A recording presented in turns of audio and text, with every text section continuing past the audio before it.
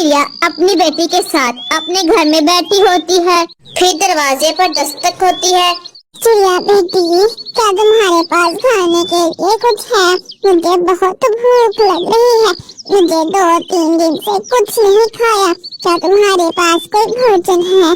तो थोड़ा सा भोजन तो मुझे भी दे दो। हाँ माँ जी, मेरे पास एक ही फल है, आप वो फल ले जाइए। मैंने और मेरी बेटी ने भोजन कर लिया है, ये फल आप खा लीजिए। फिर चिड़िया उस बूढ़ी माँ जी को फल दे देती है। फिर वो बूढ़ी माँ जी वो फल लेकर वहाँ से चली जाती है। बूढ़ी माँ जी नदी किनारे जाकर बैठ जाती है, क्योंकि वो नदी किनारे बैठकर वो मीठा फल खाना चाहती थी। तभी वहाँ गोरी कौवी भी आ जाती है। ये देखो बूढ़ी चिड़िया यहाँ बैठकर इतना स्वादिष्ट फल खा रही है और मैं पूरे जंगल में मारी मारी फिर रही हूँ। मुझे इतनी भूख लग रही है, मुझे एक फल तक नहीं मिला। वो देखो माँ जी, आपके पीछे एक भूत है। बूढ़ी माँ जी जैसे ही मुड़कर देखने लगती है, गोरी कौवी माँ जी का फल उठाकर वहाँ से भाग जाती है। गोरी कौवी बूढ़ी माँ जी से वो फल चुराकर वहाँ से भाग जाती है। रुको कौवी, रुको कौवी, तुम एक बुरी कौवी हो। मैं तुम्हें श्राप देती हूँ, अगर तुम मेरा ये फल खाओगी तो तुम हमेशा भूखी ही रहोगी, दुष्ट कौवी कहीं की। गोरी कौवी बूढ़ी माँ जी की कोई बात पर भी तवज्जो नहीं देती। ये जगह बिल्कुल ठीक है, यहाँ बैठकर ये स्वादिष्ट फल खा लेती हूँ। फिर गोरी कौवी वहाँ बैठकर वो फल खा लेती है। बड़ा स्वादिष्ट फल था, बड़ी आई मुझे श्राप देने वाली। ऐसी बहुत देखी मैंने बुरी चिड़ियाएं, आई थी बड़ी मुझे श्राप देने वाली। मैंने तो खा लिया फल, देखती हूँ उसका श्राप मुझे लगता है या नहीं।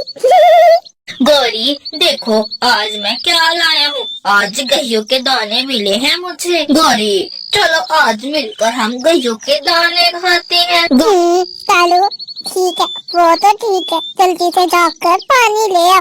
आज मुझे बहुत भूख लग रही है, पानी ले आ, उसके बाद हम बैठकर ये गहियों का दाना खाएंगे।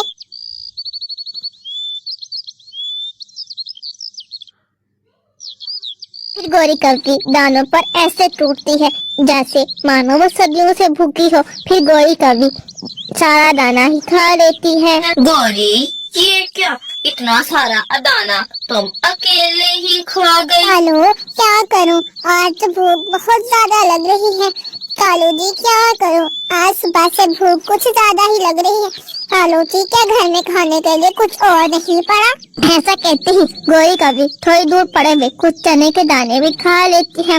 उसका पति उसे बहुत गौर से देखे जा रहा था। थोड़ी देर में गोरी कौवी वो चने के सारे दाने खा लेती है। इसका पेट है ये कुआं, कब से खाए जा रही है लेकिन पेट भरने का नाम ही नहीं ले रहा। फिर गोरी कौवी अपने घोंसले में लेटकर सो जाती है।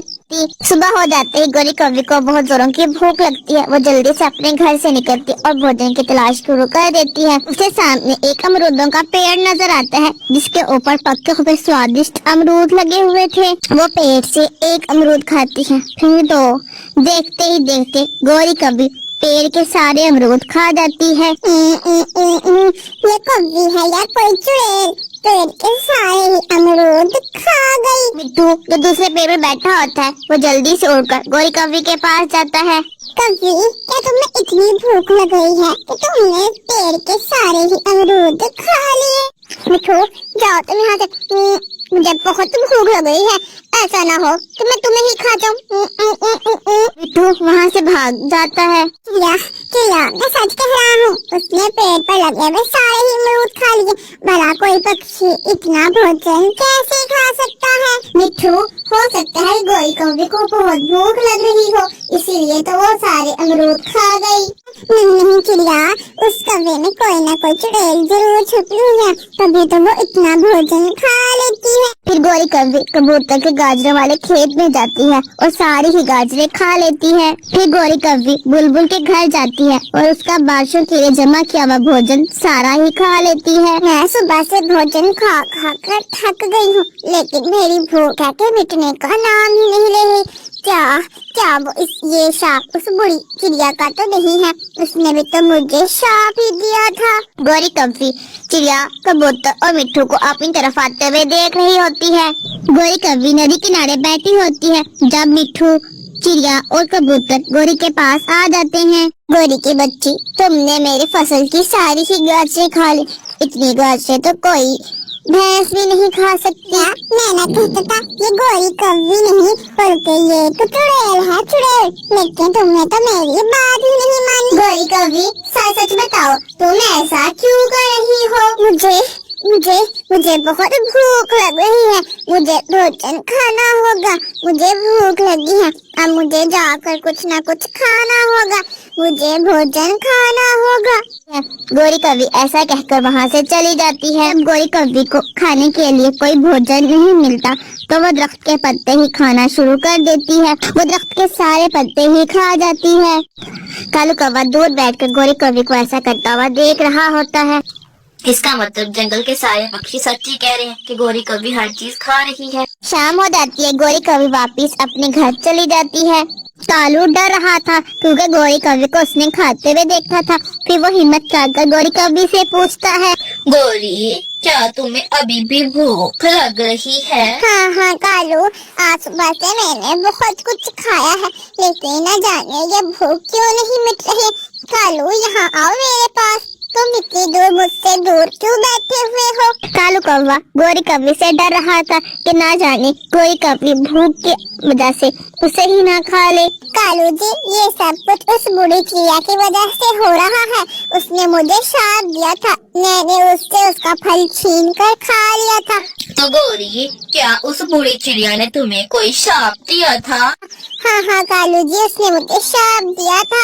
हाँ कालू, उस बुढ़ी चिड़िया ने मुझे श्राप दिया था कि मैं जितना भी कालू मेरे भूखी ही रहूंगी और मुझे हमेशा भूख लगी रहेगी। कालू, मैं सुबह से बहुत कुछ खा चुकी हूँ, लेकिन ये भूख है कि मिटने का नाम ही नहीं ले रही। खा कर अब तो मेरी चूस में भी दर्द हो गया है।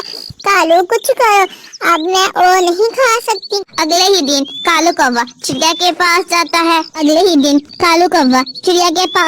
है।